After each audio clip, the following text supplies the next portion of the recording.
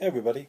Um, it's about 2:30 in the morning right now, and I know I've been saying that I'm going to do a video every day, and I'm definitely trying to make up for it today because I've been busy with both my jobs.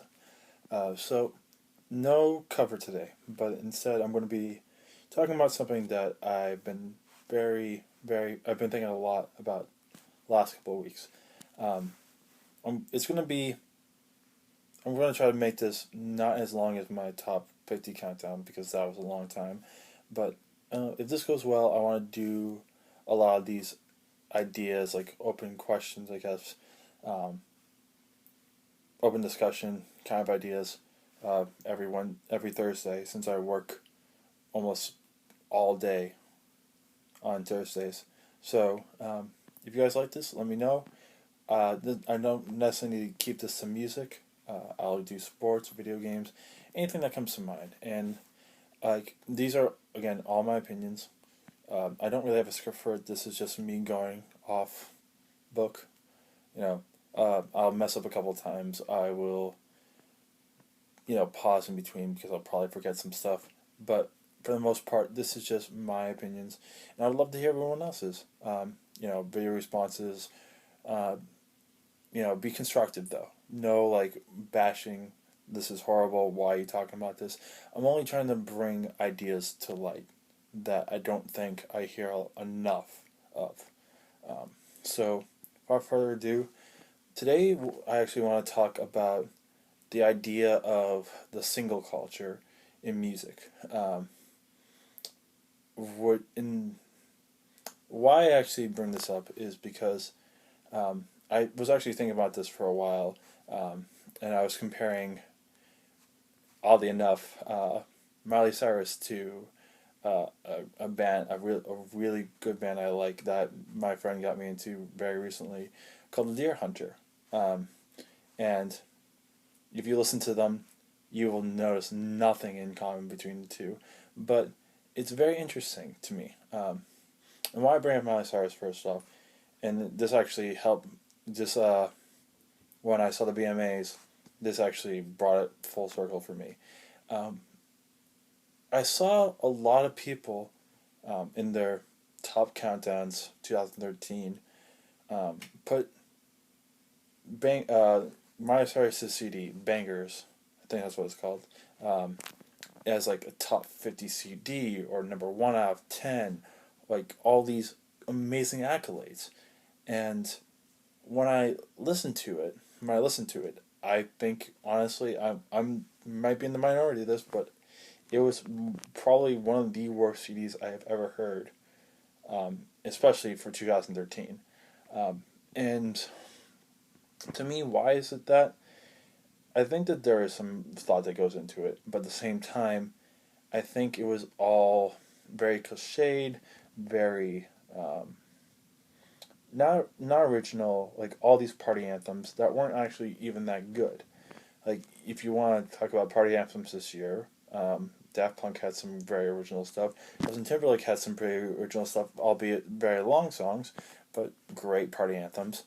Even Arctic Monkeys had some great stuff. But to me, it kind of baffles me why she was up there for as high as she was.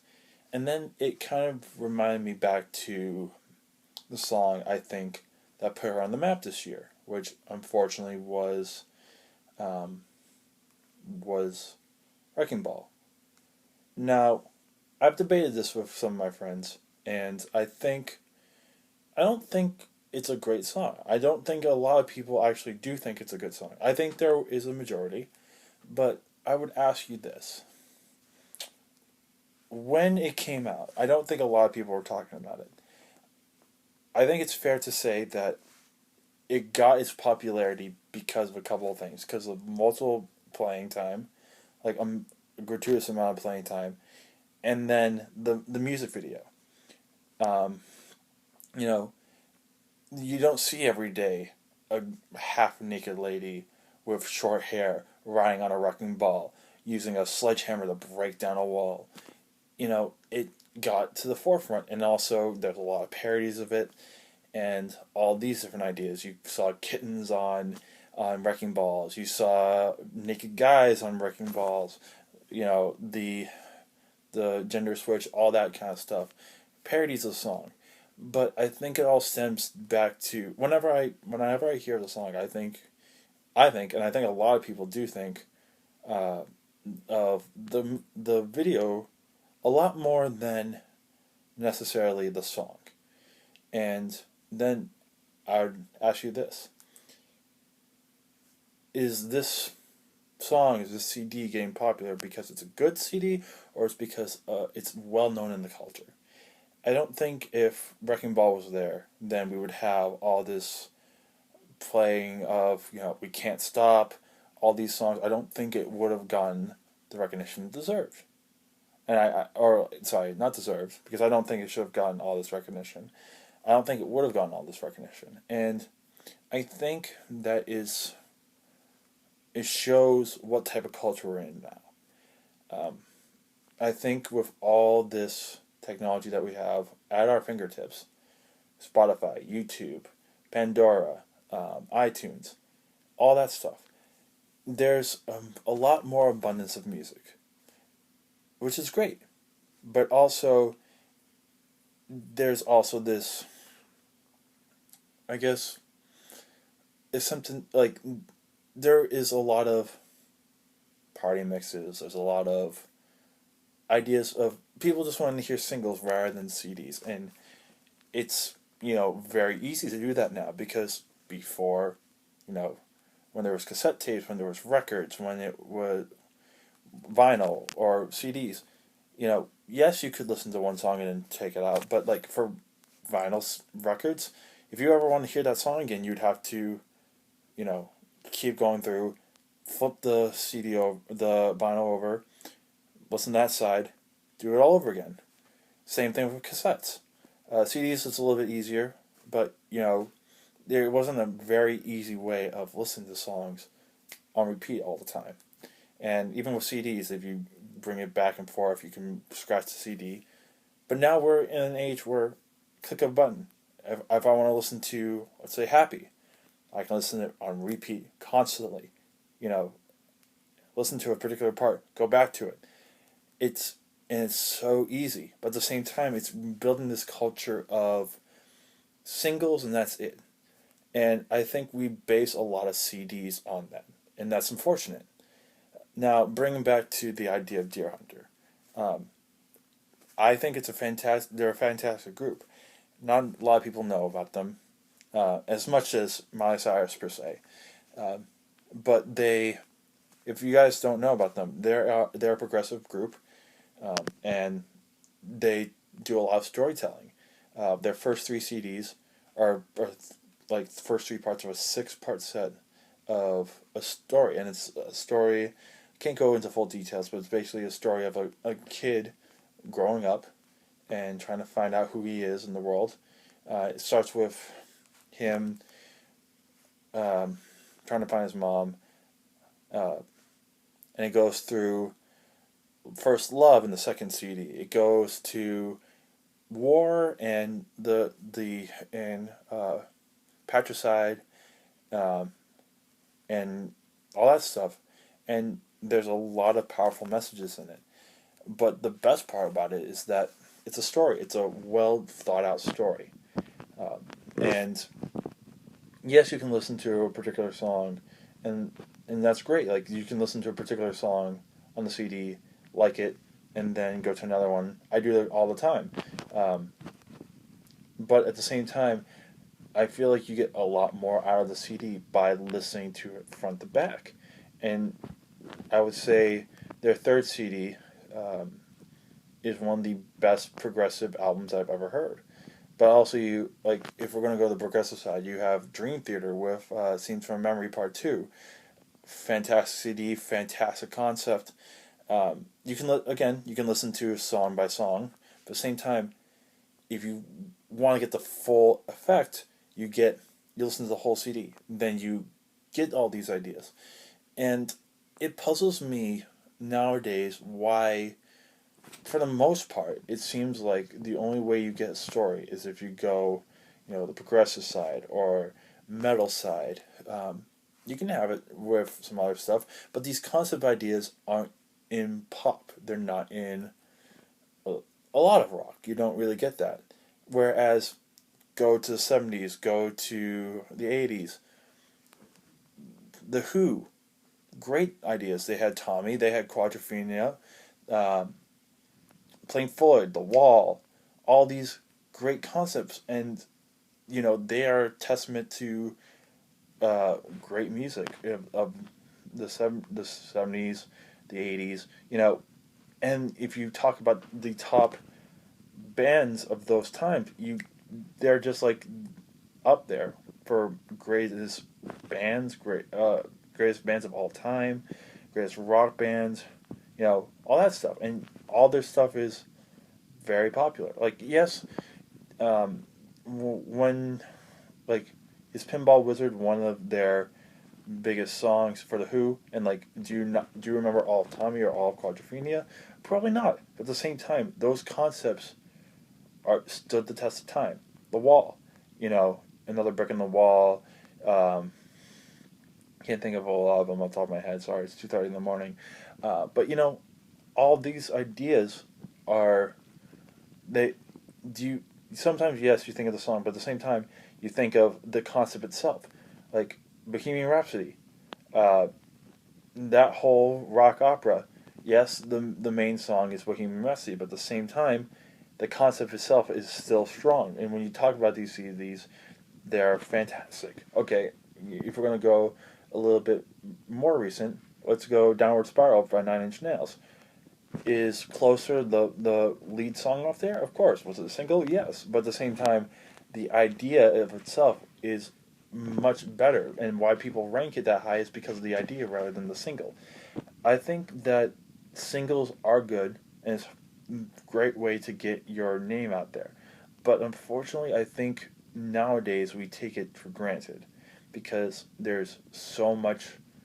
It's so easy to access this that it's really hard to not go, to the CD when you can easily just listen to song by song what you like. And unfortunately, I think that is bad. I think where we're going to now is getting really bad. And it's getting to the point where, and I guess it's a little bit with Spotify, a little bit with, illegally downloading songs, all these kind of things, YouTube, which, I mean, the access is great, but at the same time, it's destroying music as we see it. Um, there are a lot of bands that don't want to make CDs, would rather just put out song by song. And that's unfortunate because I feel like with that, then creativity tends to fall to the wayside. Like, for me, I would rather hear a concept any day and not see any singles than to hear one song that's very popular but is just a bunch of party songs. Like, party songs can be great. They're great for singles. They're not great for a 12 song CD. And I think that if people start listening to CDs more, and that's unfortunate because we are not doing it anymore. But if people listen to CDs more, I don't think Bangers would have gotten as high as it was. I don't think that a lot of these CDs would have gotten as high as they were. But at the same time, do you think of Bangers or do you think of Wrecking Ball? Do you think of trying to think of another one? Do you think of the whole Beyonce album, or do you think of Drunken Love, or do you think of EXO? Do you think of Lady Gaga's new CD, or do you think of Do What You Want, or so it's called Art Pop. Do you think of Art Pop, or do you think of Do What You Want, or the other really hit song? It's going to come to me in a second. Anyways, I'll say it when it comes to me. I think as listeners of music, all of us, I think it is our duty. We spend countless time putting effort into watching an hour and a half movie that's not necessarily that good, or watching full seasons of shows. Why can't we put time and effort into listening to a CD that's usually only 40 minutes at most? 45, 50, maybe 60.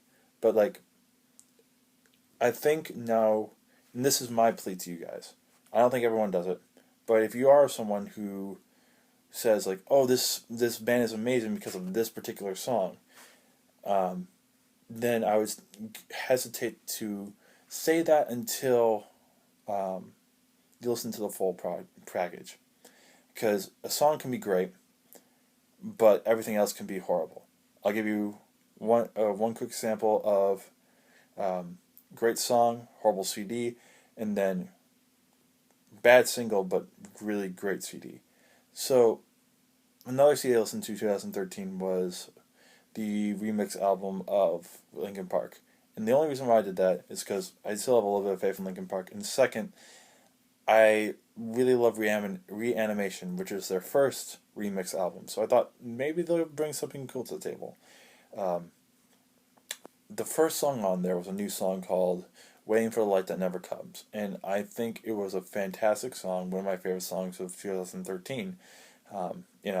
Kind of brought back some of the ideas of Linkin Park, but put it in such a way that it came with the old, it was with the old, but transitioned into the new. And it was really, really, really cool. It was like, all right, this is cool. This is the first song off the CD.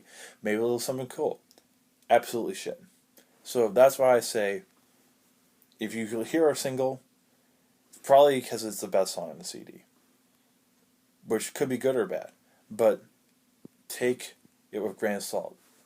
Listen to the song, and then listen to everything else, and see if it's good. Because we idolize these people too much sometimes, and I don't want to fault any one person, who puts in time and effort, because it does take time to make a song. It's weird to think that people can put months and months into something that only takes 60 minutes, can put days into writing a song that only takes 4 minutes. It seems very short, so I can't fault that. But at the same time, tricking people into listening to a song and saying that therefore this band is amazing is kind of crazy to me.